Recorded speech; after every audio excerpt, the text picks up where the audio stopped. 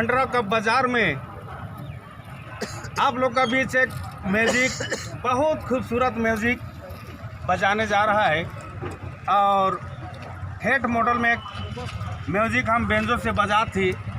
रौरमन के अच्छा लगी दादा, तो रौरमन कलाकार के लिए पूंजी है कि पब्लिक दर्शक कई मुरुमानी के लिए एक खेती बाड़ी है के रौरमन हमके चाहब और हमके प्यार देवब। एक छोटा सा म्यूज़िक सुनो।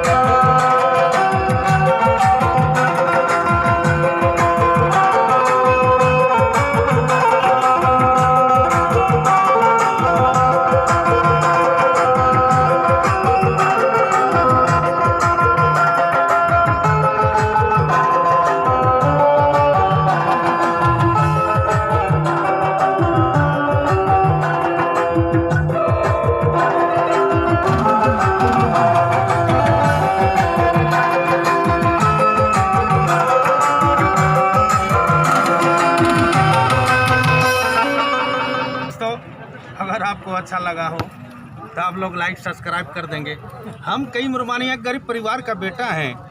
आप लोग मेरा दर्शक ही पूंजी है, इसलिए आप लोग हमको प्यार देते रहेंगे। शुक्रिया है, नमस्कार।